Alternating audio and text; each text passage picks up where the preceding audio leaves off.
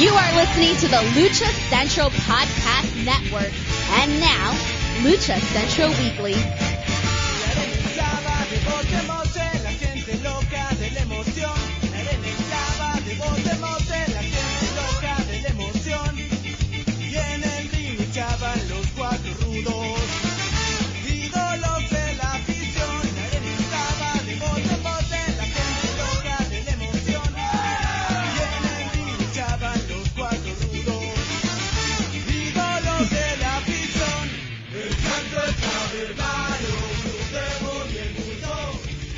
And welcome to another edition of, you guessed it, it's the Lucha Central Weekly Podcast coming at you.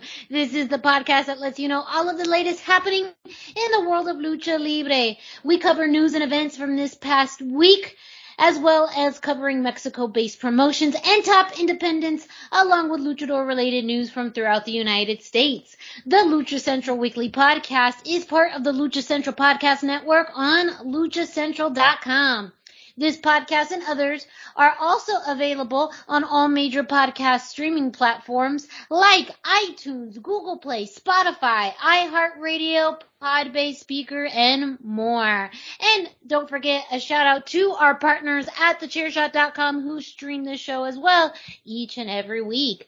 My name is Miranda Morales, and I'm one of the co-hosts of the Lucha Central Weekly Podcast. And let me bring in the rest of the team. Introducing first, he is the dashing one, Mr. Dusty Murphy. Dusty, how are you?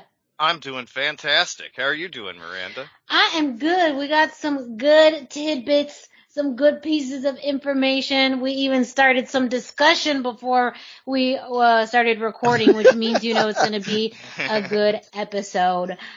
And you know, we can't do all of that, tidbits and discussing and juicy bits and all that, without who? Who? Who? Who? It's the one and only Brendan Barr. That's who.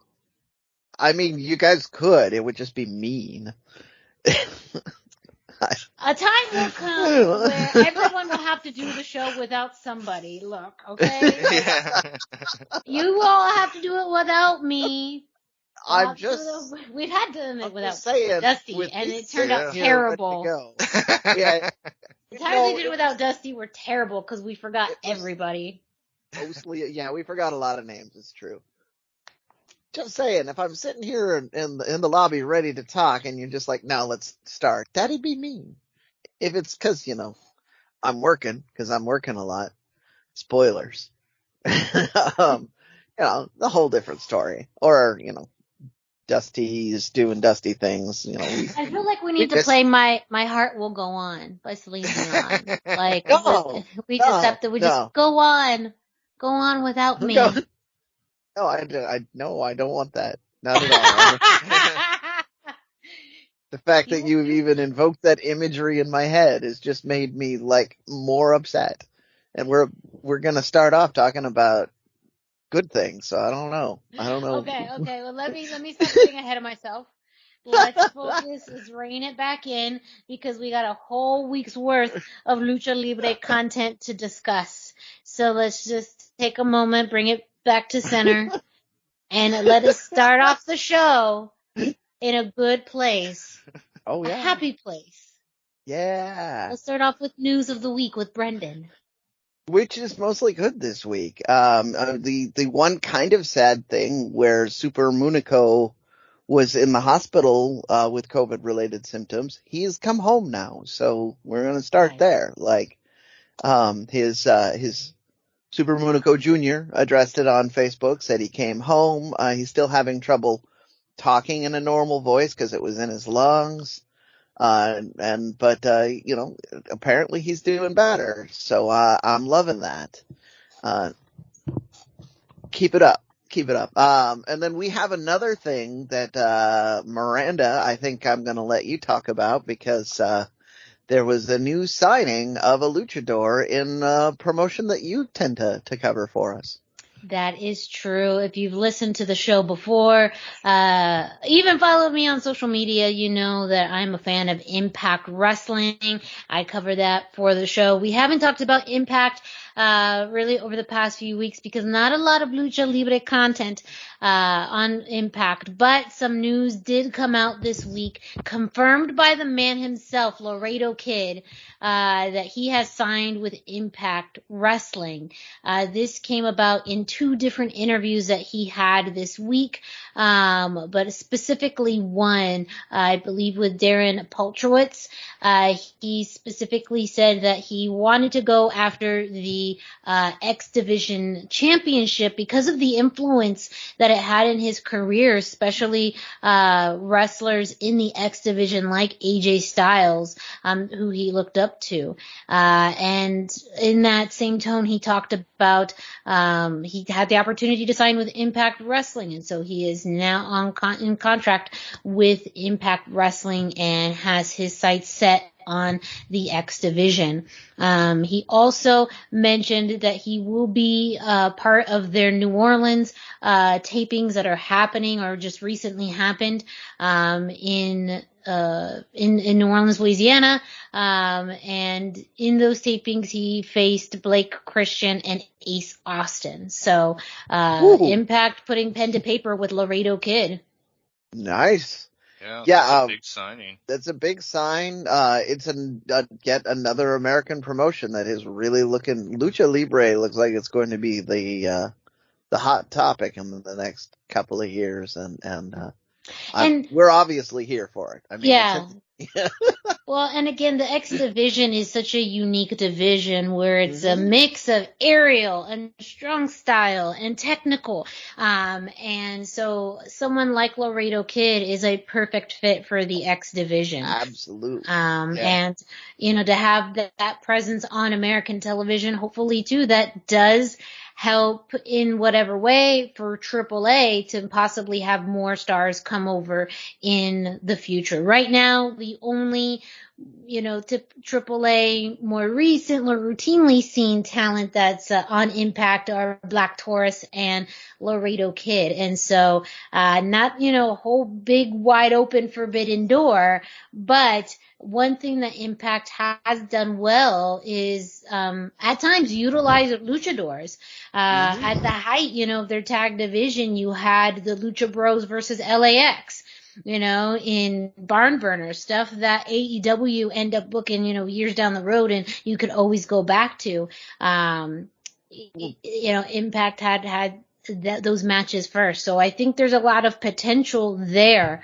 And I think Laredo Kid too, having him on U.S. television shows really his crossover ability. Well, and the X Division itself has long featured luchadors. I mean, it's not. They had Extreme Tiger comes rushing immediately to mind because he had a big run, but they had their version of the World Cup where they brought a Team Mexico in, and then a few of those guys stayed around. I'm just going to put this in the atmosphere because you said his name while we're talking about this. I want to see Black Taurus in the X Division. Oh, yes. He absolutely. Now, I know he's doing kind of more of a gimmicky thing with Decay, but even a type of scramble match, multi-man match, for the X Division, either contendership or title. Him and Willie Mack, big dudes, but ridiculously agile and quick for their size. That's why I love to see them in the ring. Because of their versatility, but also their size. They do things that men their size you would not typically see in the ring. And granted, I make fun a little bit of Black Taurus and Decay, but it's actually a really good fit for someone who doesn't speak, anything, ever in character, and to be part of a darker stable. Again, it's one of those things where Impact can do a lot of great little things, and maybe it gets overshadowed because it's not as big and flashy as AEW, and it's not the juggernaut of WWE, and they have a history, being TNA, but they've been a company now, they're celebrating 20 years, which is more than, a lot of other promotions that have come and gone in that time frame. Yep. So it's, I think, a great landing spot for Laredo Kid. He's getting that U.S. visibility, and too, Impact is truly a place where, the Forbidden Door exists. We'll talk, I'm sure, about AEW later and the concept being coined by Tony Khan, but Impact is truly a place where they have collaborated and crossed over with promotions worldwide on a consistent basis now for over a year, and even the history between TNA at the time and AAA. So, I think this is kind of another chapter in that book. I think so too. I just have no good transition for this. My next segment is about CMLL and not AAA. But we had a big return to CMLL, one I've been waiting for, one that, people who listen to the show regularly know that I've been expecting. We had Mascara Dorada actually officially announce he will be returning to Arena Mexico. I look forward to seeing him in any sort of title picture or a tournament or all of the above. I think he could really breathe some new life into kind of a very still division. Like, I don't want to say it's bad. It's just, but there's not a lot of movement. There's not a lot of activity to get your new fans excited. And I think he might be the missing ingredient there. Dusty, you sent me the tags. Did you have any thoughts on this one? Yeah, he looked a little bigger, I guess would be the phrase, than he had previously looked. And bigger, that's just kind of everybody through the pandemic. It was exciting to see him back. We all kind of knew it was going to happen, but when they had the CMLL Informa and he showed up, like, that was really exciting. They made a big deal out of it. They're treating him like a very big deal. He's a huge deal. He's a Grand Slam champion in CMLL, and it's about as big as it gets for them, especially right now. So this is honestly maybe bigger for CMLL than it is for Mascara Dorada, because it was kind of expected for him in a way, but like, it's such a feather in their cap to have him now. Oh, you are absolutely right. It's much bigger for CMLL. Like, notice even my spin on it was this, hopefully this brings the brand up and all of that. It's, he's a big name, and him being in the WWE and being on American television, no matter how weirdly they used him, he's going to be an even bigger name when he comes back. Like, the kids are going to be buying masks on the street left and right, and he's going to be right in there mixing it up with Ultimo and Caristico. He's going to be at the top of the card, and that's why I'm excited to see what they do with him. And the other thing I wanted to point out, since you mentioned he looked bigger, when you're not on TV and all you have to do for your workday is show up to the Performance Center, you tend to just get really swole. Yeah. Yes. He looks more like a powerhouse than he used to, so it'll be interesting to see what his style does. Like, you never really thought of him as like a big muscly guy. He was agile, he had these deft maneuvers, but now it's different. His build is different, but we've seen people like Brian Cage that kind of make the best of both. And so if he could kind of transition into something new, make a new spot for himself, I think he could be huge for CMLL. Well, I think his career will be longer if he doesn't focus on doing the crazy rope spots as much. Like, I still want to see him, don't get me wrong, but, maybe instead of doing like 15 a week, you just do one on the pay-per-view and then kind of do a more grounded power style. We'll see what the future holds with that. I'm going to move on to the next one because, I could talk about Mascara Dorada for a long time. We had another exciting announcement for American fans here. We knew that this was happening. We knew that La Faction Ingobernable being free from ROH and CMLL and all that, and they had their eyes firmly set on America. Dralistico is coming to the West Coast, so we're going to see him at Pro Wrestling Revolution in San Francisco on April 9th. I don't know how. I may have to hitchhike my way down there, but I feel like this is a show. The big one. It's a big one. It's going to be a big, I mean, the show that they're doing at the, end of February is going to be a big one too. That's a massive card. Yeah. If you guys haven't if you're on the West Coast and you haven't looked at this San Jose card they're doing the last weekend of February, you're going to miss out if you don't at least think about going. Yeah. We talked about the card a couple of weeks ago, but I mean, he's lining it up again. He's already got, Dralistico, which means they never travel alone. I guarantee we're going to see another LFI announcement in the next couple of weeks. Probably at the end of the show at San Jose. So, yeah, this is exciting. And then in our weird news, I wanted to end on this weird news. Also, it'll make sense, but, the social media was going a little bit crazy when GCW apologized for a brawl between two luchadors, Dr. Wagner Jr. and Psycho Clown. Apparently, so we were speculating on this. I wanted to definitely discuss our off-air speculation on this. But they apparently had a brawl in the merch area or somewhere, or maybe at the signing tables before the GCW show last weekend. Dusty, you and I seem to be on a similar page. Yes. Well, I feel like it's a work. I don't know that they necessarily went into business for themselves, but by the end of the night, like there was an Apuestas match on the line, hair versus mask. Yeah. And Dr. Wagner can be a beautiful bald son of a bitch. So like, I don't know if I can handle him losing that match.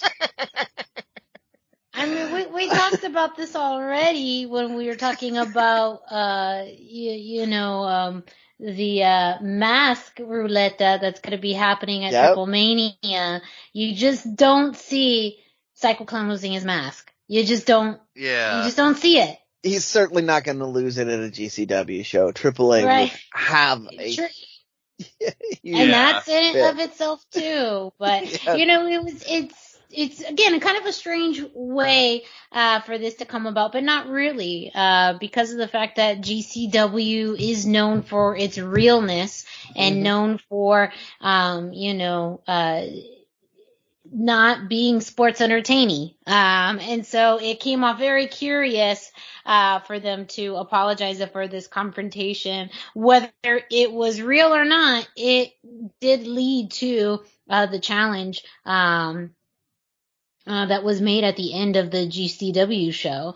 So I mean, like, it's whether it was meant to be that way and you just, added some more interest to it, or also, God knows, I don't know if those GCW guys know very much Spanish. So whatever got literally lost in translation, There's a few guys there that speak very good Spanish. I mean, they do have some. So I think they might have had some idea, but I feel like it was the ultimate combination, right? Like you have Wagner and Psycho Clown who have a program they want to run. And I mean, we've seen it multiple times with Dr. Wagner Jr. and all over Mexico. If he's in an independent arena with somebody he wants to do a match with, he will find a way to challenge them. Mm-hmm. I mean, the list goes on. He's challenged La Parca. He's challenged Ray Scorpion. He's challenged Blue Demon. If you are a big name and you're in an independent arena with him, he's probably going to find a way to challenge you, and it's usually going to be in a Apuestas match. So I think that was part of what was going to, I think GCW might not have known that was going to happen, and maybe they're reaping the benefits of this kind of behavior. Yeah, but it's like the biggest story coming out of the show, and the fans really want the Apuestas match now. That's the part that blew me away. Yeah, these American it's like fans. New for them. Yeah, for GCW fans, like the whole idea of a Lucha Apuestas match is kind of unknown, and so that. And these Yeah. guys can go hard for the GCW audience too. Yeah. So And they did. I mean, yeah. we're gonna I'll talk about that in a minute. This is part of the transition. When there was I did watch the GCW pay-per-view, and man, did they go hard. We'll get there though. But Miranda, what are you thinking? Is this a worked angle? Was there some realism in it? I know GCW encourages realism, but Right, and that's why I was like, maybe it's just the promoter didn't know, because I don't know if Brett, the owner, knows Spanish. I don't know, or they just, like, as you guys went into business for themselves. I think it's a smart way to do an angle, especially for maybe a crowd that isn't as familiar with Lucha Libre.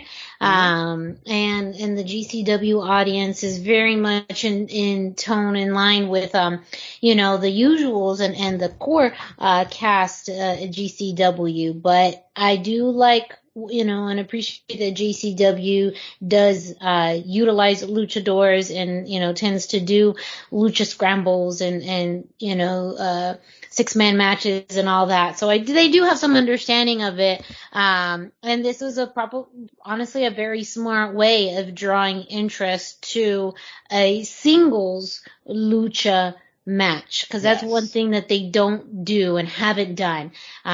They're great at doing the multi-man match, to doing the spot fest, to having a great one-off match, but a lucha program is not something that GCW does.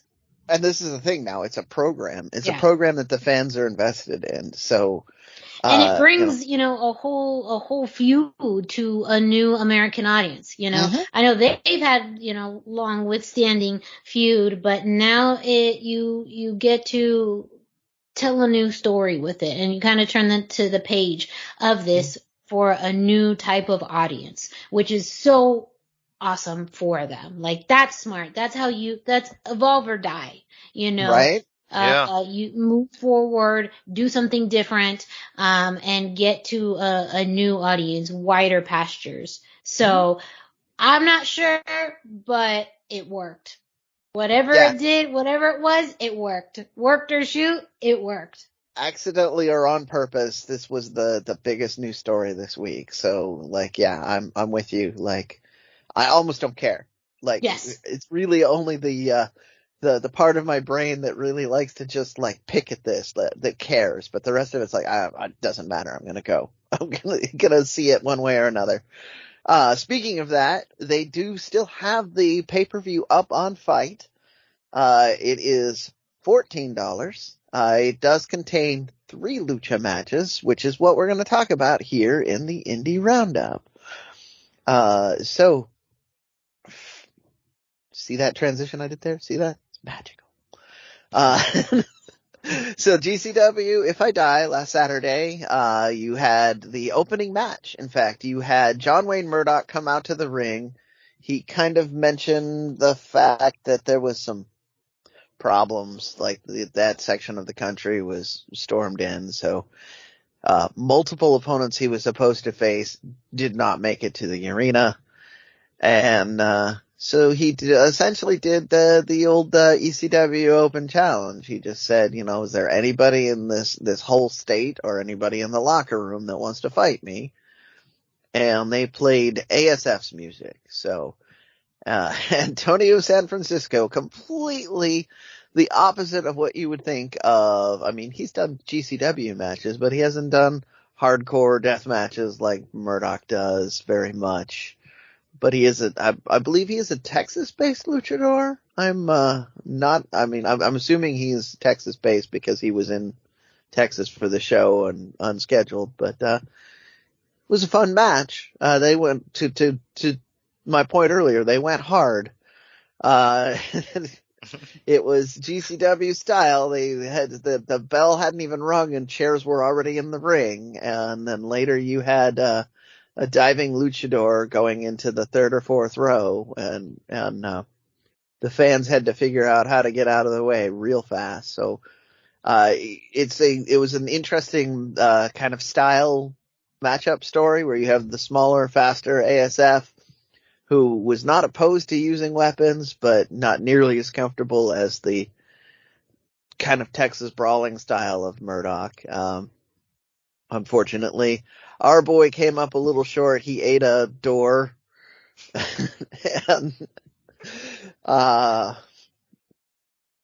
and that was I'm giggling because I also remembered this week that since we were talking about the Forbidden Door, that somebody on Twitter mentioned that it was at the Forbidden Door because the Forbidden Table is more expensive. You gotta think about that one. You gotta think about it. And then we had this match. Oh my goodness. This next match, you had Gringo Loco and Psycho Clown. And, so this was presumably after the brawl. The fans were super hyped for Psycho Clown.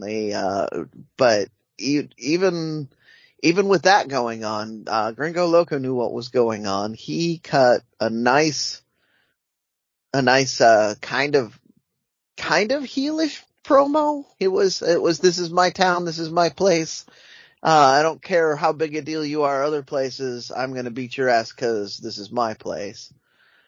And then Psycho Clown, surprising to me, in very good English takes the microphone and says, fans, I want you to forgive me because, I think that this guy is an asshole and I need to beat him up. And it's a nice succinct promo, but his English was good, the emotion was behind it, and the fans were into it. And then we were off to the races. I don't think I think the ring was the least used part of the entire arena in this. It was a false count anywhere match. They went everywhere. Psycho Clown's mask was torn. Both of them were super bloody by the end of this. Most of the chairs were knocked over.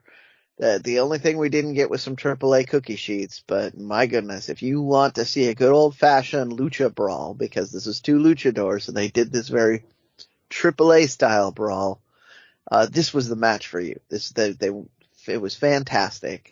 Psycho Clown, of course, did come out on top, but, that's largely overshadowed by other events that we already talked about. Like he gets challenged at the end of the show.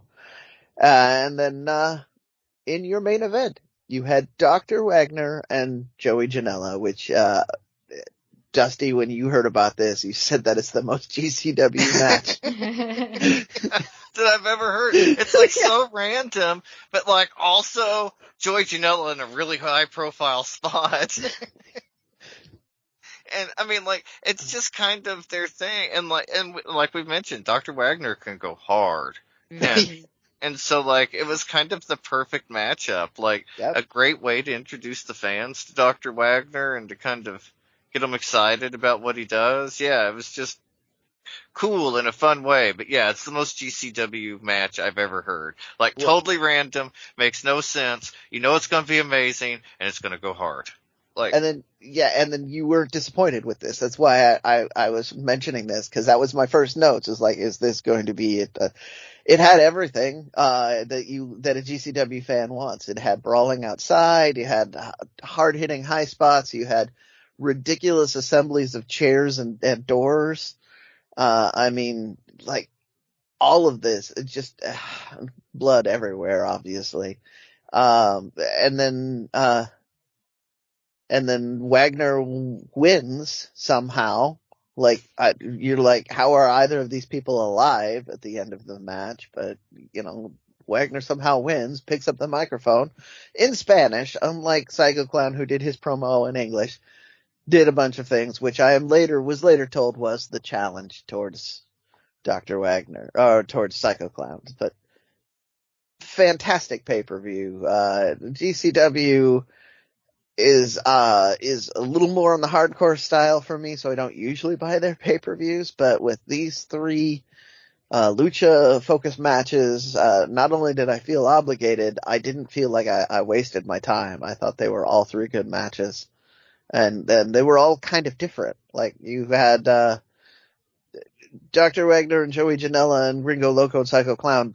By the way I described it sounds kind of close, but there was much more There's more focus on brutality in the Wagner-Janela match. Like, we've seen Wagner and Blue Demon use the hammer, it's just to give people an idea. Like, think along that lines. Like, there's stuff in the arena that is not just chairs, cookie sheets, and doors.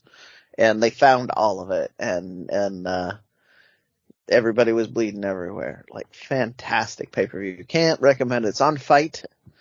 Like I say, it's $14 and worth every penny. But that is my indie roundup and this week in news for this week. Thank you, Brendan, for that. You know, we got you covered at the top of the show with what you need to know. But what else you need to know is what's happening around the Lucha Central Podcast Network. So up next, we're going to kick it to Denise Salcedo. Why should you visit thechairshot.com? Thechairshot.com is your home for hard-hitting reviews, news, opinion, and analysis with attitude. Why? Because you're smarter than the average fan. Thechairshot.com. Always use your head. Hey everyone, it's Denise Salcedo here in Lucha Central with a reminder of where and when to catch all of the great network content this week. Get the full lineup and listen to all of our shows in the podcast network section of luchacentral.com.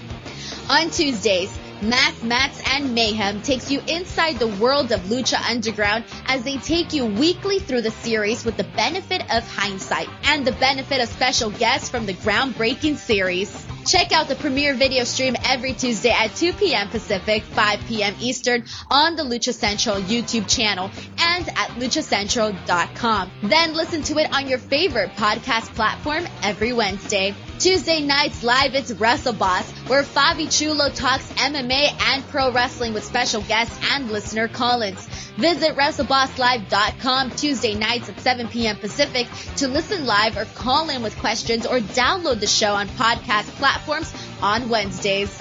Wednesday nights live on Facebook, it's Spanish show La Mesa de los Márgaros, giving you both the news and the chisme from around the lucha world. Special guests and a whole lot of fun make it one of the most talked about shows in Mexico. Thursdays, it's straight out of the bodega with Papo Esco and PWR promoter Gabriel Ramirez as they have guests from throughout the wrestling world pull up to give an inside look into their careers.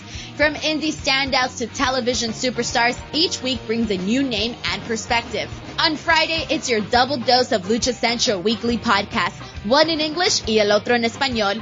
Lucha Central Weekly is where you'll find all the top stories of the week, both inside and out of the ring from Mexico and anywhere luchadores are in action across the globe. Be sure to subscribe and follow all your favorite Lucha Central Network series on your favorite podcast platforms, either by their own series name or subscribe to the Lucha Central Podcast Network show pages to get all of the shows in one easy feed.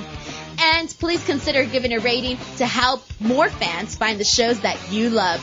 For now, this is Denise Salcedo signing off from Lucha Central. Have a great week. Lucha-Masks.com by Pro Wrestling Revolution, bringing you, in partnership with Mask Republic, the Lucha Brothers, as well as Japanese legend Ultimo Dragon. Go to Lucha-Masks.com and fight Lucha Strong with masks from your favorite Lucha legends and Pro Wrestling Revolution luchadores. Stay safe in style and represent your favorite luchador. Get yours now at Lucha-Masks.com, powered by Pro Wrestling Revolution. All right. Let's get moving with this week's A1 story. It's actually AAA. We got some more information about TripleMania. Dusty, go ahead. Let us know what's happening. Yeah, AAA held a press conference this week, and they announced the Ruleta de la Muerte matchups, letting us know that TripleMania 30, Night 1, April 30th, in Monterrey, that will have a tournament to be decided by to figure out the first round, I guess, of the tournament. The loser of each match moves forward in the tournament, with the winner then being safe by being eliminated from the tournament, keeping his mask. The first round matchups so far are Connect versus Psycho Clown, LA Park versus Viano 4, Blue Demon Jr. versus Rayo de Jalisco Jr., and Penta versus Ultimo Dragon. Like, holy cow, what a card. And that's only 4 matches. There's usually like 7 to 10 matches on a TripleMania card. That's only 4. And they're all like crazy good at matches. I'm excited. Well, and then you realize that like it's a reverse tournament. Winning in the first round means you sit out, which is weird to Right. American fans. But so you think about that, like you have that Connect matchup. Who loses that? Yeah. And then, Again, I mean, we kind of just talked about it earlier, but you're right. Like, just that matchup makes you wonder the what if. Because again, too, even if you do advance, that doesn't necessarily it means you're one step closer to the edge. yeah, but I mean, you're not any better off with people that in the next round. Like, Yeah. Right. We know Blue Demon's gonna win against Rayo de Jalisco Jr., but then you still have Rayo de Jalisco Jr. against somebody in the next round. Who wins that one, right? It just keeps, it keeps piling up. Well, like Penta versus Ultimo Dragon, who wins that one? Like, there is no clear winner in that match. So often they kind of telegraph the winners and losers of these things by the matchups, and this time there's really none of that. I mean, it could go either way. I'm still sticking with Penta as my outside pick to lose his mask. I think, but Ultimo is a very generous wrestler, so we could wind up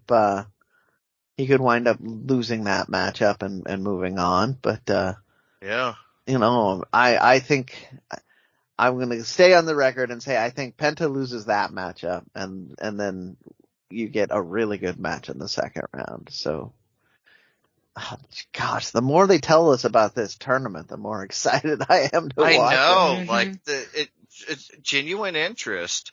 The second round of the matchups will be held at the second night of TripleMania in Tijuana on June 18th. But as of recording time, there's been no bracket, no lineup, nothing, to kind of come around for the second or third round to give us any idea how it might work out. I'm even more excited knowing that it is going to continue on to that. Yeah, and then the finals, same thing. They're having like a huge TripleMania Night 3 in Mexico City in October. I believe that it's October the 15th. And that's going to be like the huge culmination of all of it. It'll have the final Apuestas match of the night. And it's supposed to be the biggest TripleMania of all time. So that's very exciting. Yay. Yeah. Right. A lot going on. And anything could happen. So, very exciting. Stay tuned. We'll have more news on that and any updates that come up between now and then. And again, the first night, TripleMania will be in Monterey, April 30th. Right. Now we're going to go to our A2 news story, and that's AEW. It has A in it, so it's still... Yeah. It still works. Alphabetical order, baby.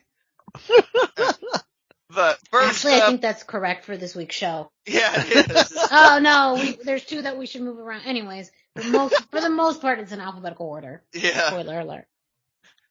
But this week in AEW Rampage, we had Thunder Rosa versus Mercedes Martinez. Like, this was such an intense match. So good. Basically what you'd expect from these two. But what made this match very interesting was it featured an extremely rare for AEW disqualification finish. It's at least the first disqualification on Rampage. I'm not sure if it's the first disqualification in AEW history, but it is very rare. No, the CM Punk feud had a DQ in it. Oh, you're right. But still very rare. Still super rare, yeah. I just wanted to sorry. I can't help I appreciate interject that. with facts. Yeah, I felt bad I hadn't got the logistics on that, so I do appreciate that. But yeah, Mercedes pulled a pipe from underneath the ring, and she just clobbered Thunder Rosa over the head with it. And I feel like this matchup, like, it was so good, ended in disqualification match. obviously building to a rematch that's just going to be violent as hell. It's going to be so good. We saw a bloody and violent match with real soul between Thunder Rosa and Britt Baker nearly a year ago now at the Lights Out match on St. Patrick's Day. We found out later in the show that Mercedes was a hired mercenary by Britt Baker, and Britt Baker was pissed because she wanted a win over Thunder Rosa, not a disqualification. And she reminded Mercedes, who signed her check, and said that if she didn't beat Thunder Rosa, her career in AEW would be shorter than her career in Retribution. So, ouch! Yeah, such a sick burn. Mercedes obviously going to turn on Britt at some point. Thunder Rosa, I am so hyped for her for the next few months. She's implied all of this is building to a steel cage match at AEW Revolution. And honestly, I love Britt Baker, big Britt Baker fan, but she has done all there is to do as women's champion, and it is Thunder Rosa's time. Like, this is what we're building to. I am so excited for Thunder Rosa. The next couple of months are really going to be, next several weeks, I guess, are going to be really exciting and really build, I think, to that match and be a very intense few weeks for Thunder Rosa, but very rewarding for us as fans. And I'm really looking forward to that. Then we had Dynamite. First up, we had the coolest vignette of Penta. He's walking and he's got a shovel with him, dragging his shovel. He digs up the ground and there's the Pentagon Dark mask, and he pulls it out of the hole, and that's the end of the vignette. So there's been rumors, that it kind of hints and shades that Penta, we might see him break some arms, come back and, be that guy we know he can be from Lucha Underground. And it looks like that we're building to that, which is very exciting. Super cool clip. It was very popular on social media. I saw it mentioned several times before Dynamite was even over. Great high profile spot for Penta. I'm excited that they're and it felt Lucha Underground-ish, and I'm excited they're kind of tying that in, that feel with the vignette, because a lot of us know his character from that, and tying into that and that mythos and the kind of, history of Penta is very exciting, very rewarding for us as long-term fans. And then we had Sammy Guevara and the Inner Circle, and it was a sad evening. They couldn't get their shit together. Chris Jericho said that he picked the wrong LAX. It was wild. So Sammy, he took off the cut and he left the Inner Circle. And sad evening, but he said until they could figure it out, until they knew what they were doing, he didn't want to be there. We've talked before about Sammy obviously being on the way to, kind of doing his singles thing. He, on social media, on Twitter, he posted a picture of his cut, very Motorcycle Gang style, left it in the ring, walked away. So he left Inner Circle behind. No idea why they're a biker gang. Can you picture Jake Hager actually being in a biker gang? Just saying. Kind of. I mean, out of all of them, maybe Jericho like won. Well, no. Legit. I was gonna say Santana Ortiz, like they were a part of a Puerto Rican biker gang. Yeah, sure. Like okay, so I can follow, but yeah. Okay, so now out of everyone, Sammy's the bottom of the list, and then Jake, and then Jericho only because he's old, and then Santana and Ortiz because they're Puerto Rican. Roundabout way of answering your question. Yeah. They left so much money on the table not selling those vests because Sons of Anarchy guys that were 35 to 40 and up, they ate that shit up, spent tons of money on it. You'd see people wearing those Sons of Anarchy shirts and the vests and everything. They could have made a lot of money. AJ Styles sold vests, and they should have done it. Money on the table on that one. Yeah. But it was interesting, and I guess it gave the feel, almost like a band breaking up, or I still think it was an odd way to do it, but I also sort of understand the intent and emotion behind it. So, I don't know, but I was excited in a way. I mean, it's sad Sammy left the Inner Circle. Sad they can't get it together, of course. But like Sammy on his solo thing, doing his thing, moving up towards world champion, I'm here for that all day long. Like, that's what I've been wanting.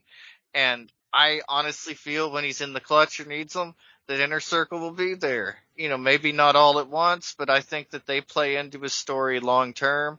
I think that at some point before Jericho retires, we see a reunion of Inner Circle, and, you know, maybe it's to benefit Sammy. Mm-hmm. And interesting maybe. things. Yeah, there's a lot that could happen, a lot of possibilities. A lot of cool things going on Dynamite. Last week, a couple weeks, we didn't really have a whole lot of Lucha content, but now it feels like, you know, we finally got some Lucha stuff going on. Strong few weeks going ahead, whatever they're doing with Penta. Obviously a lot going on with Thunder Rosa. Steel cage match between her and Britt Baker for the title. Like, take my money. Right. Like, that's exactly what Thunder Rosa is so interesting. We've gotten to see her progress over the years, but even on Dynamite, more than anybody else, these two women really seized the opportunity. You talk about grabbing that brass ring, and they didn't. The Lights Out match wasn't for the title. Their feud, I don't believe, and don't believe the feud was for the title, and so much going on there that was like the focus of the division.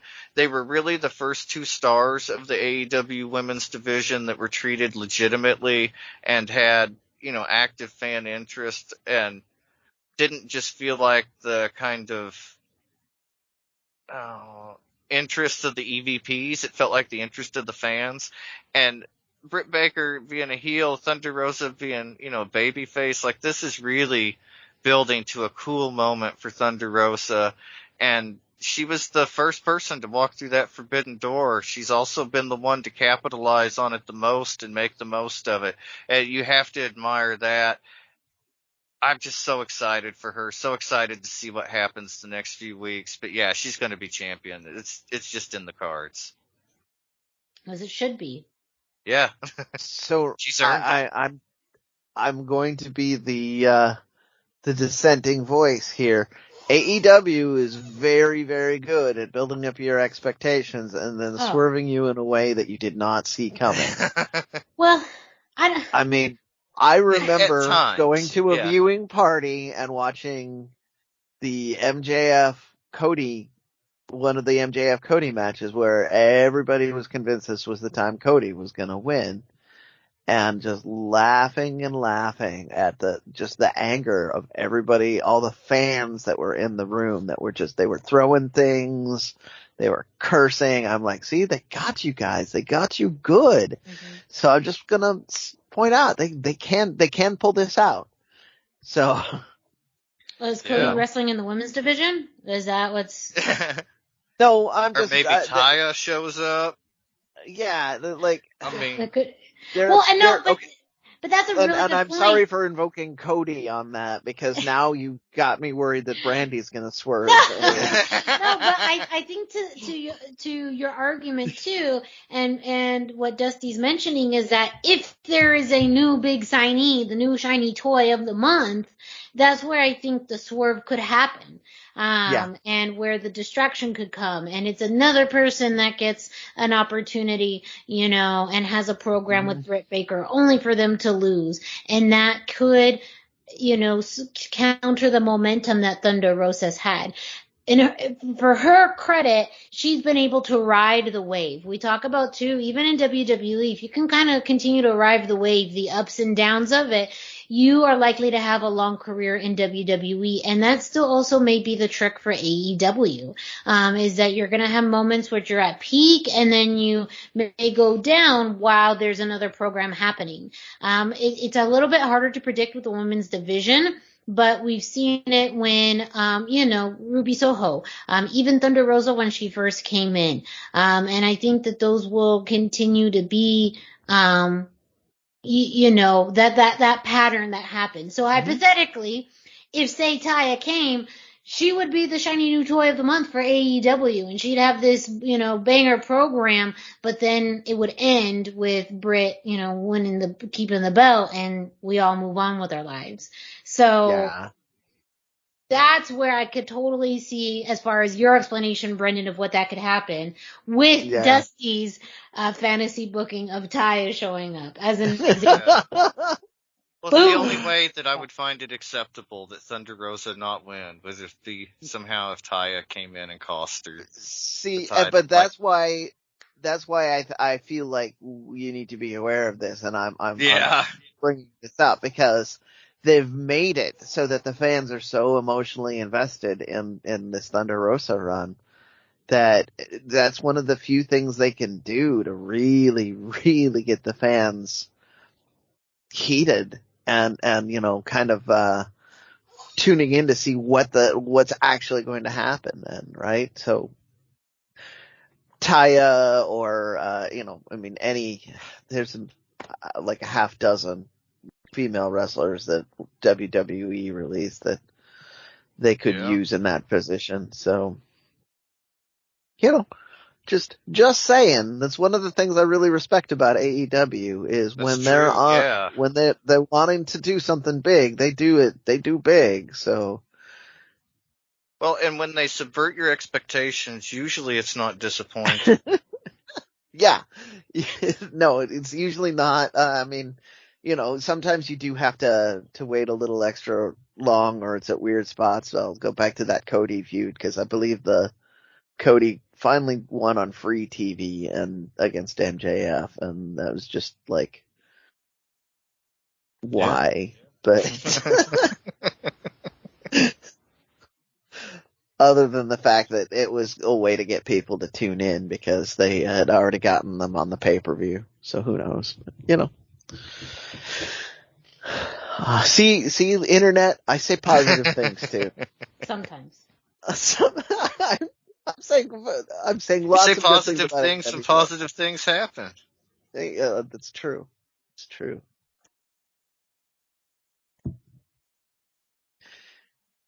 And I'm back to the merch. I'm still excited about the concept that we might get American versions of the Penta Dark masks at some point. Yes. Go to an arena and buy one sounds really, really cool.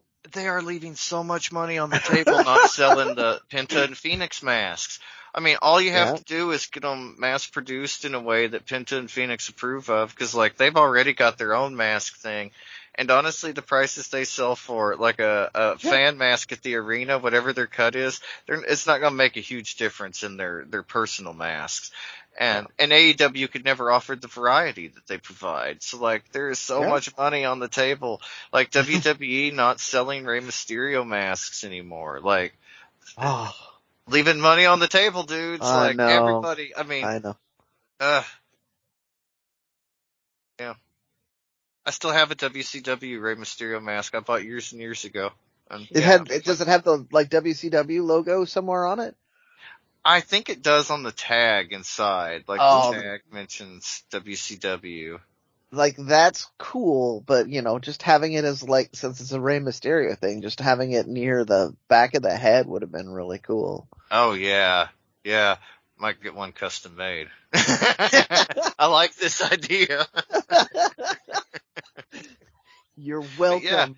You're welcome, all the makers down there in Mexico. Yeah. Masks are money. They got to be selling masks. Penta's doing the Penta Dark thing now. It's so cool.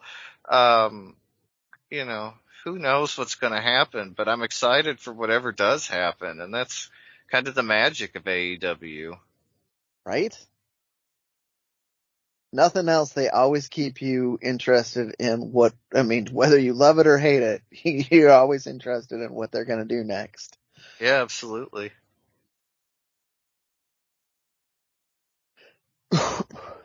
Check in next week for all the new AEW information that we have, and everything else, check out luchacentral.com in between. Okay. Thank you, Dusty. Up next, we got This Week in Major League Wrestling, and if you did not watch Fusion this week, you should, because some things went down. But we're going to start at the top with the beginning of the show. We had a match between King Muertes, your IWA Caribbean champion, versus Richard Holiday. This has been a feud really brewing for quite some time, with King Muertes winning the belt from Richard Holiday a while ago. This is I think this is a second rematch between the two. In this match, and the theme that we saw throughout tonight was the looming presence of Cesar Duran and his Azteca Underground goons, or henchmen, as you'd like to call it. In this match, the henchmen came out to distract the referee. There also was some footage of them attacking Hammerstone in the back area. So again, the attack on the Dynasty happening by the henchmen. One of the henchmen did get into the ring with the steel chair. Richard Holiday was able to get him out. However, the distraction allowed King Muertes to land the straight to hell on the chair and have just enough seconds to get the chair out of the way and land a pin for the 3 count, retaining the IWA Caribbean Championship. This won't be the last that we see of Richard Holiday on the show, and that's just a teaser for you. Second match, not lucha related, but just an interesting note. EJ Nduka faced Ikura Kwan. This was another EJ Nduka squash match. As this was the first episode of Fusion under the Blood and Thunder tapings that happened not too long ago. So big hype for EJ Nduka as a native Dallas resident. And again, too, them building him up to be the next best big thing. A very interesting aspect of tonight's show. We saw a preview of it last week, but we got confirmation this week. Killer Cross is going to be making his return to MLW. Specifically, he will be back at Super Fight in Charlotte. Last time Killer Cross was in MLW was back in 2020, not too long before he signed with NXT. So it was one of the last independent promotions he was at before being signed by WWE, and he will be making his return to MLW, which I think is going to be fascinating, knowing what the roster is now, and, his experience with Lucha Underground. He could be someone who could easily come into the fold of Azteca Underground. In your main event, we had a Falls Count Anywhere match for the MLW Heavyweight Championship. Hammerstone defended against Pagano. And in this match, very, very physical. Brendan, I hope you were able to watch, but if you didn't, spoiler alert, cookie sheets everywhere. Cookie sheets, yes. everywhere. Yes. Cookie sheet, you get a cookie sheet, and you get hit by a cookie sheet, and you get hit by a cookie sheet. But Pagano really relied on his hardcore style of wrestling compared to the physical beastness that is Hammerstone. But you know what? Hammerstone got his hands dirty as well. He power bombed Pagano into a trash can, and he also drove some skewers into Pagano's head as well. And so very brutal match in and out of the ring. And it looked like this was going to be the only way to beat Hammerstone, was to use every tool in the toolkit, literally, that Pagano had in order to take Hammerstone down. As we get to the end of the match, we once again see the possibility of Azteca henchmen coming out, looking like they were going to cause a distraction, but it was stopped by Richard Holiday with a bat. The distraction occurred, which allowed Hammerstone to land the Nightmare Pendulum and the pin for the win to retain. Richard Holiday comes out to support his friend. Alicia Atout comes out to try and interview Hammerstone. And as she's attempting, the microphone isn't working, causing kind of a little bit of a delay. But wait, It was all part of a master plan because from behind, Alicia Atout lands a low blow on Hammerstone and Richard Holliday's on the attack. And yes, that means the dynasty has broken up. The remaining members of the dynasty are now done because Richard Holliday attacked Hammerstone, and is now in not only cahoots, but some kind of a romantic entanglement with Alicia Atout. Right. And so that's more baffling to me than the betrayal. Like, I saw that coming ages ago, but Alicia and him. Well, they've been planting the seeds about that for quite some time. About, maybe it's kind of like when you tease someone when you like them type of thing. And I agree, doesn't quite make the most sense. But it's something. I don't know, but, who knows? I will be very interested in seeing if this is more of a seed that was planted by Cesar Duran.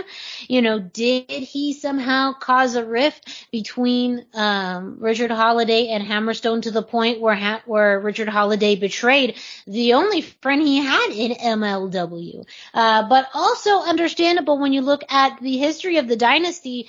You had people like MJF, who came to be a bigger star than Richard Holliday. Hammerstone, who's a bigger star than Richard Holliday. So did jealousy come through finally for Richard Holliday, and he decided that he wanted to be the biggest star of the dynasty, and in order to do that, he had to be the person to break up the dynasty. But Hammerstone is still in the sights of Cesar Duran, even though we're out of MLW Azteca. It does not mean that Cesar is done with Hammerstone. So we will remain to see what happens. Well, we're going to see more Azteca, so I expect we'll see a lot of it when we see more Azteca, right? Yes. Real quick, next week, 5150 will defend the MLW Tag Team titles in a ladder match against Los Parks. Yes, the rematch is happening next week on MLW Fusion. That will be a highly anticipated match. I cannot wait. We talked about, the physicality of what we saw this week with Pagano and Hammerstone. Expect something of a similar sort. I don't know if there's going to be as many cookie sheets, Brendan. I think they used up all the cookie sheets. So this one is interesting to me because which two Parks show up at the beginning of the match will really define what kind of ladder match we get. Because the two sons are very agile and will do lots of things to try and get up the ladder, I am positive, and they'll jump off the ladder, of course. But we've seen LA Park use ladders as brutal weapons before, so the tone will be very different depending on who we get to start with. And you bring up a really good point about who we get from Los Parks, because one thing that 5150 brought up in their promo this week is that Conan is out.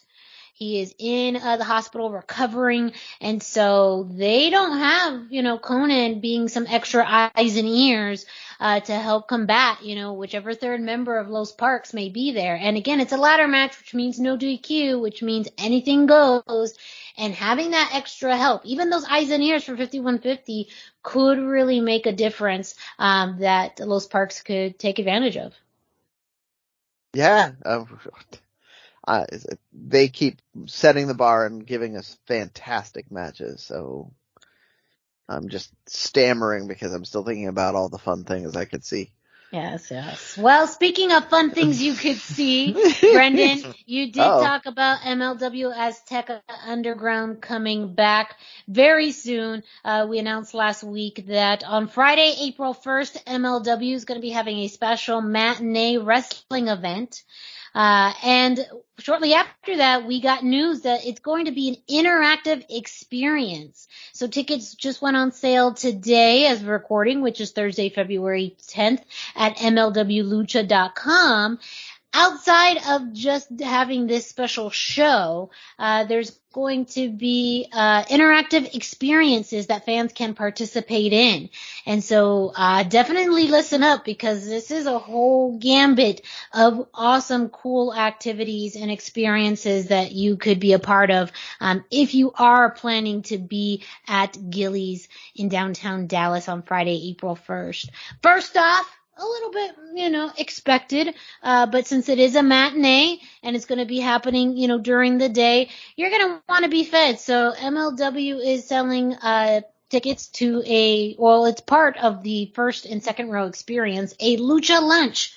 With first and second row ticket holders are going to have early access for an exclusive pre-show VIP lunch with a taco bar. Is it kind of typical? It's a taco bar. It's Texas tacos, which I don't have the fullest faith in. I'm sorry. I'm like, Arizona street taco, red. Like Tex-Mex tacos is not a personal favorite of mine. But again, it is fair. It's a matinee show. You're going to want to keep your fans fed. And I'm sure it's going to be decent. So that's even just one aspect of this interactive experience. The next one's, it gets better from here. We have the opportunity to tour Cesar's office. You can journey to the shadowy destination where Cesar Duran makes matches, schemes, and holds court. There you'll have a chance to take a photo sitting at El Jefe's actual desk and reign supreme as Azteca henchmen stand guard over your empire. I want to do that. Yes, to be in that chair. That's going to be my goodness. Cool. That's included in purchase of any ticket. And there's more. There is a meet and greet opportunity with El Jefe himself, Cesar Duran, a limited pre-show meet and greet, with El Jefe himself. That is a separate ticket, as well as another meet and greet opportunity, which is a separate ticket with Microman and Micromobile, meeting the world's greatest wonder and take a photo with Microman, at this pre-show meet and greet. And then the final, at least released experience is Caesar's Heist. It's opportunities abound where you can search Caesar's Cathedral of Violence on an Azteca treasure hunt before the show. Renegades fortunate enough to finish the quest will be rewarded with a gift from the gods. And much more apparently will be announced later on, but I mean, to have a wrestling experience plus all of those interactive experiences too, MLW is going all out with this. Yeah, it's fantastic. Just the desk alone has me figuring out if I can make it there. Right, I legit was like, it's just too hard to want to miss this. Yeah. So that is scheduled for, again, Friday, April 1st. The matinee show, it's actually a 2 p.m. start time, and it is estimated to be 3 hours, again, because they will record several episodes of Azteca Underground with this taping. So that's smart that they feed people in this, but also, to have all of the extra experiences as a part of it is really, really cool. I believe the only things that so far you do have to get separately is the pre-orders of the meet and greets. But the Caesar's Heist, the tour, and the Lucha Lunch all are included with first and second row tickets. So it's a pretty good deal. Yeah. MLW more in store, and real big shakeups this week. The announce of returns, split ups, and much, much more on Major League Wrestling Fusion. Again, you can check out MLW every week on YouTube. Shows are back to airing on Thursdays at 6 p.m. That's that's West Coast time. So I believe that's 8 p.m.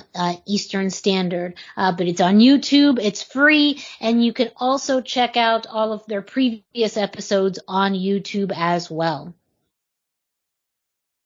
Very cool. Yes. And that's This Week in Major League Wrestling. Up next, it's the segment you know, you love. It's This Week in Lucha Libre History with Dusty.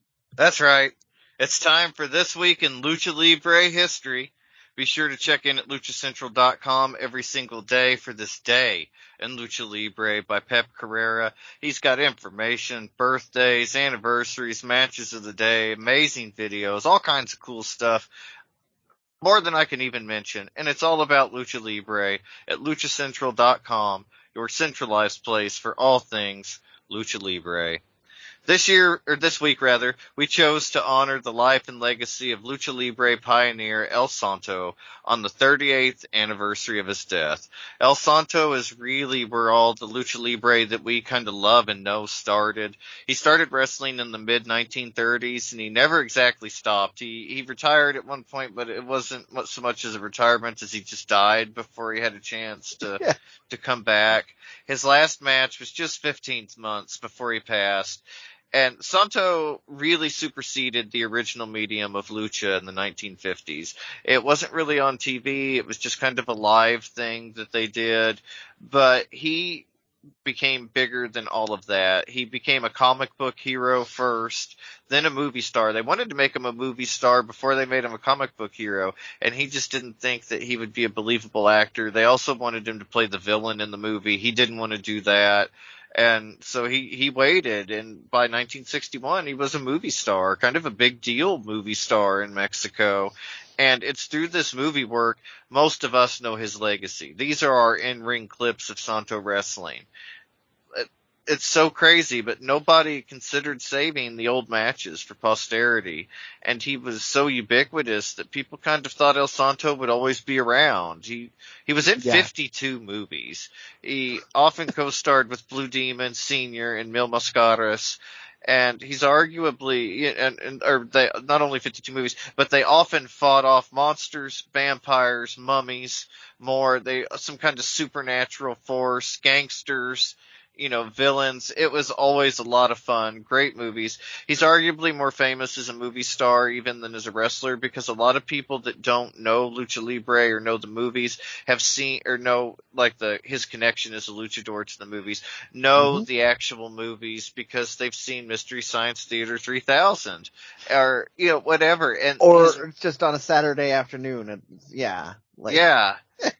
they've been around forever, dubbed into English, and I mean, he's super famous. I think he's more famous in death than he was in life in a way, because he sort of became the figurehead and patron saint of Lucha Libre. Like, he's the guy. He still occasionally appears in comic books. He still makes cameos in movies. Disney's Coco had El Santo in it recently. A lot of cool stuff.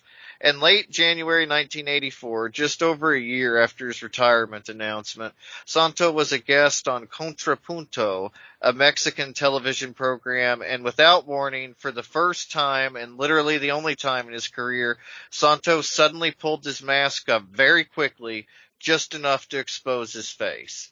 He pulled it right back down. It was kind of strange at the time, but in hindsight, it was kind of seen as a way of bidding his fans goodbye, as he would pass from a heart attack during a stage show just a week later on February the 5th, 1984. He was buried in his lucha mask and cape at the Mausoleos del Ángel in Mexico City.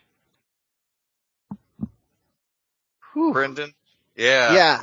Well, so, I mean, you talked about it. It's his legacy that really, to this day, even with that camera footage existing of him taking his mask off for that brief second on TV, to this day, the legend is still that he wore his mask everywhere, that he had, I've heard he had a special dispensation from the government so he could get on airplanes. My favorite one was that he would even put the mask on to go walk out and pick up the mail. And a lot of this is based on truth. Like, I can't say that the mail thing or the airplane thing is not true, but for sure, everybody that has talked about him has said that they never saw him without the mask anywhere near the arena or the movie studio or in any public place. And he was in character and kind to the children from the moment he arrived at any of these things, and just went on with that. And this really helped build this larger than life figure. Some of it is rooted in what Mexico was trying to do with luchador movies at the time. Like, their national pride made them want to have figures that were bigger. Like, Americans were fighting gangsters, Japanese were fighting kaiju, and robots. Yeah, robots, yes.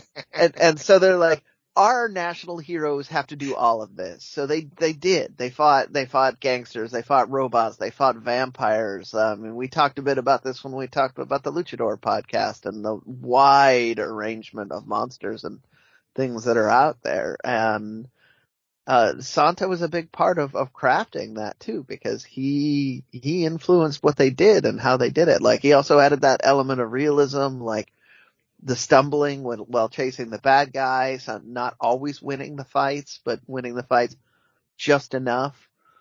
And his character he and Blue Demon were both like super smart. Like, that was, they were people to be aspired to be. They were heroes in all the ways. They were kind, they were smart, they were strong. Like that, and that is the legacy of your luchadors there.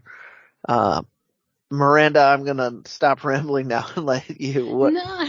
I mean, I think both of you said, like 99% of what is to be said about El Santo and his legacy. One thing that was interesting, in research and just looking, at how he was viewed, I believe Eddie Guerrero in his book, talked about the influence of El Santo and said that, he, in his prime, he was bigger than Hulk Hogan and Stone Cold combined. I mean, yes. And I think we've even talked about it here too, where he was, The Rock before The Rock and Cena and Hogan and all of the biggest stars that we know. He was them, he's the first crossover wrestler.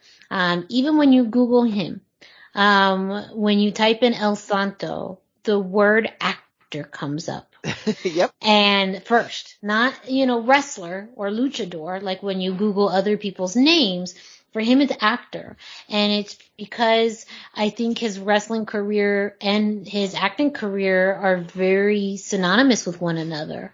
I mean, gosh, what do you have? Like 15,000 matches? I mean, he had an insane amount of matches in his lifetime. And he is very much almost like the patron saint of wrestling, just the image and figure that you see, the archetype for luchadors. But also he's synonymous with the impact of lucha libre within Mexican culture, that it went just beyond a sport. He was a character. He was an actor.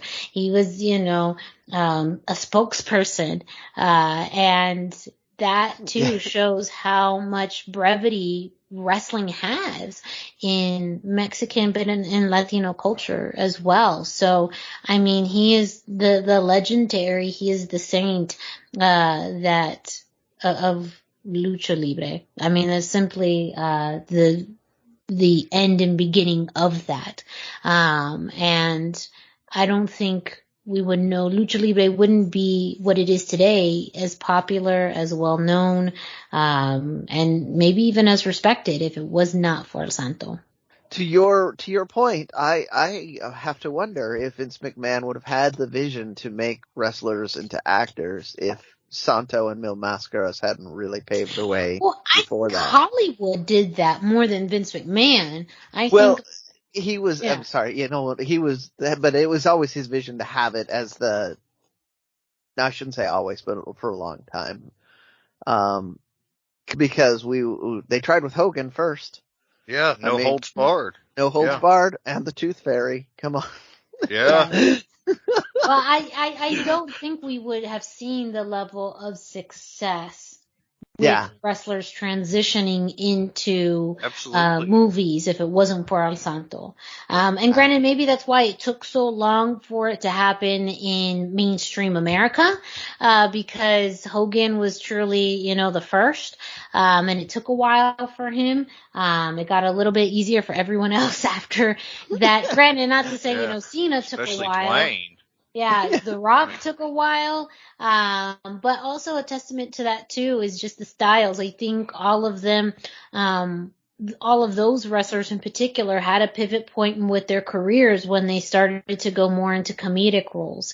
And I think El Santo was more into action, but when you talk about it now, it's a little bit more comedic, because it is, more campy movies. But I think too that's why they are so popular now, because they're more campy and ridiculous, but it makes people happy to watch them. I mean, you can't really do a straight version of a story of a man in a mask fighting a mummy. Like, Mhm. it's just not Yeah. gonna. Yes. And even, as we talked with Dan Fletcher from the Luchador podcast, that podcast would not exist if it wasn't for El Santo. Yeah, absolutely. No, and it very much inspired that. I do Yes. want to point out that this isn't just us like gushing over it too. Like they still had in the news that Hijo del Santo led a ceremony at the grave this year, and people annually go there. Yeah. Santo's the anniversary of Santo's death is actually bigger than his birthday. So that's why They part of why we there's chose a to play. statue, and they make a pilgrimage to the statue, and Hijo del Santo kind of gives the rundown of how things are going to go for him over the next year, like this calendar year. And there was a cool moment. Shout out to lucha-masks.com. He had his lucha-masks.com mask, like his COVID style mask, over his Santo mask. Yeah. It was such a cool look. But yeah, it's a big deal that the news treats it like a very big deal. It's in the press when it happens. And he's revered, and like I say, he's kind of the patron saint of Lucha Libre now. All the luchadors really kind of pay tribute to Santo on the anniversary of his death. It's very special. Well, thank you, Dusty, for this week in Lucha Libre history. Don't forget to check out this day in Lucha Libre history on luchacentral.com. But wait, there's more. Brendan, can you let our listeners know what else they can find on luchacentral.com? All right. Well, now that we've just gushed over El Santo, there's plenty of El Santo stuff on there too. If you're listening to this and you haven't visited luchacentral.com, it's really time to do it. LuchaCentral.com is the online home for Lucha Libre, where you can get all the top news in English and in Spanish. Find the best curated video content and original content not seen anywhere else. Find when Lucha Libre events would be happening in your area. Find photo galleries from top photographers covering Lucha Libre around the world. A place to have your voices heard, from weekly polls to annual awards, seen and read by top executives in all of the major Lucha Libre promotions across the globe. And on top of all of that, it's free. LuchaCentral.com, your centralized place for all things Lucha Libre. Right. Thank you for that. Dusty, what happened this week on WWE? Well, yeah, a little. First up on SmackDown, we had New Day versus Los Lotharios, Angel Garza and Humberto Carrillo. We all knew going into this that Los Lotharios weren't going to beat New Day, but still, it's a very yeah, well, come on. Big E on his first SmackDown back? But still, like, Big E on his first SmackDown back, that's a very high-profile spot in a show that really only has the ability, or so far, to focus on one tag team, the Usos with the Bloodline. That's really kind of been the focus. So to have a big, high-profile tag team match was very cool for Los Lotharios. And before the match, Los Lotharios were having a Valentine's Day photo shoot because obviously Los Lotharios are for lovers, and New Day committed the biggest faux pas by intruding and rudely interrupting their photo shoot. So we had a match about it. A commercial break right as the match was kind of heating up really hurt the momentum from a viewing perspective. And despite an attempt from Angel on the wing clipper, he was unsuccessful. Big E and Kofi hit the Midnight Sun to pick up the win. And in a way, I could be wrong, but this feels like the beginning of a proper feud rather than a one-off match. Maybe not, but it has a good feel to me. That's good with me. I want to see a feud between these guys. I think there's more there. I think Angel really gave them a run for their money in a way, and I just enjoyed the interaction between the two tag teams. It's one of the better matches Los Lotharios have had. Recommend that one.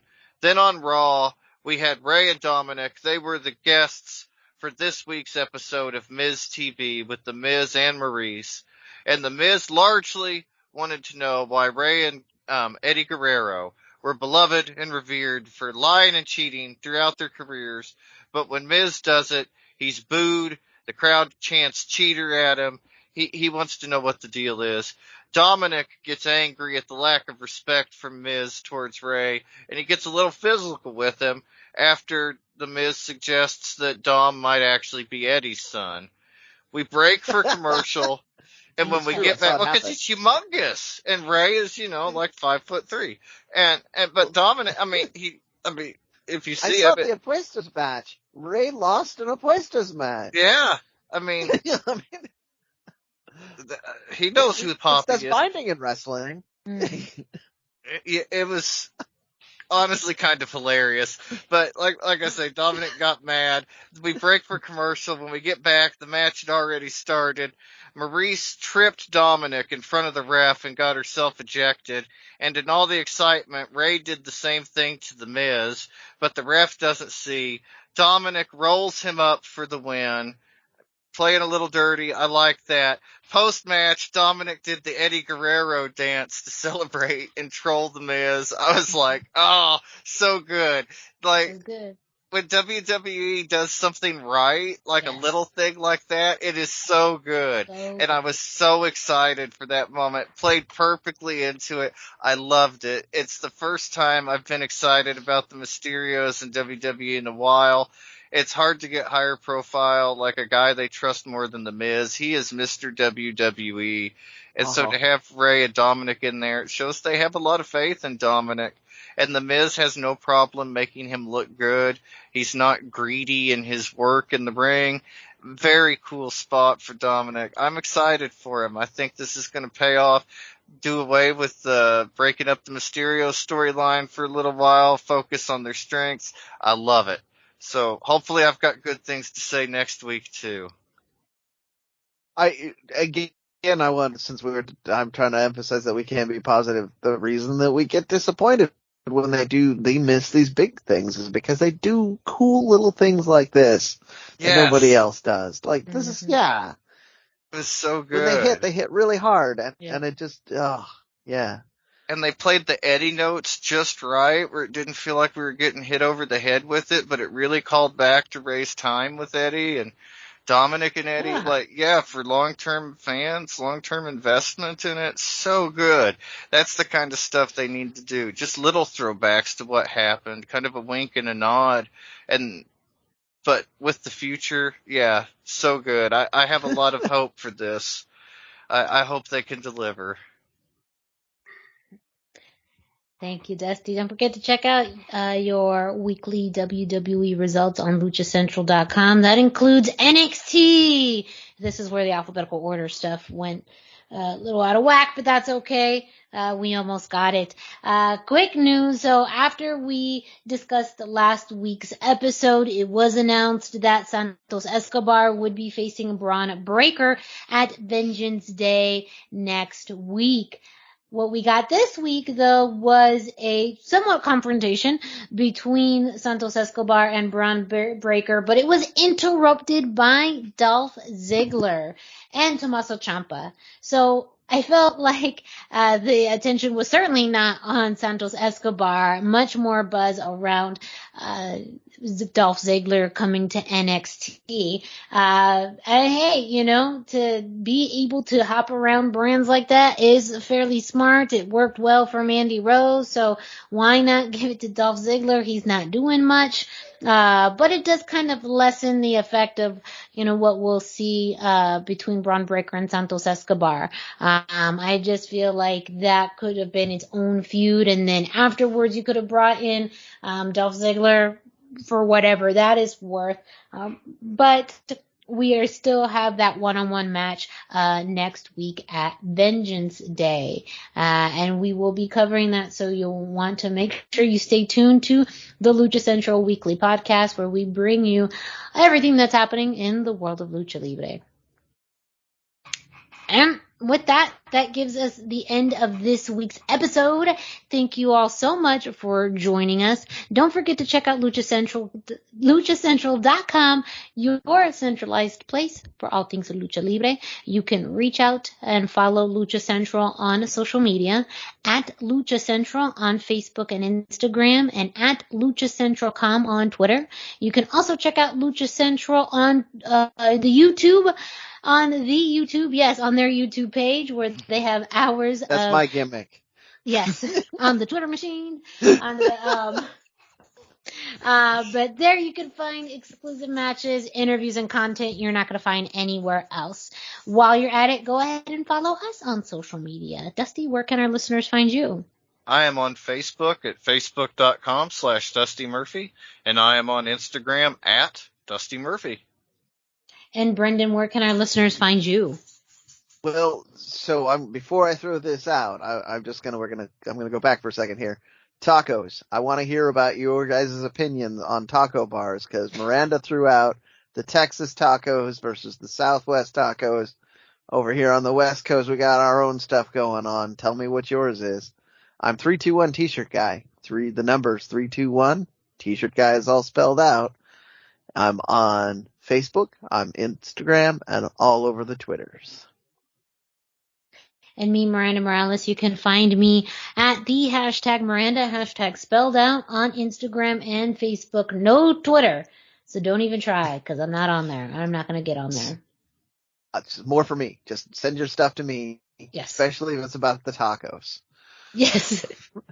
Send us your taco information, please. Very important. Opinions. We know everyone has an opinion on tacos. Everybody has an opinion on tacos, so just tell us. Yeah. Just let us know. What's your opinion of sour cream on tacos too? Ooh, it varies. Depends on the taco. Yeah. Usually I'm good without it, but me too. I'm usually a no. Yes, but I'll eat it. Like a taco with sour cream is a different thing. That's for Texas. I'll agree. That is a different thing, but. Well, if you are listening to us on your favorite podcast streaming platform like Spotify, iTunes, Google Play, Podbase, Speaker, and more, please subscribe, rate, and review. Subscribe and get a notification every time a new episode of the Lucha Central Weekly podcast drops. You can leave us a 5-star rating and leave us a review. Let us know your thoughts on the show, topics we cover, and yes, of course, tacos. You can leave your taco thoughts in the reviews. Please, we'd love to find out. For this week's Lucha Central Weekly podcast, thank you all so much for listening. For Brendan Barr and Dusty Murphy, I'm Miranda Morales. Thank you, and we will be back with you next week.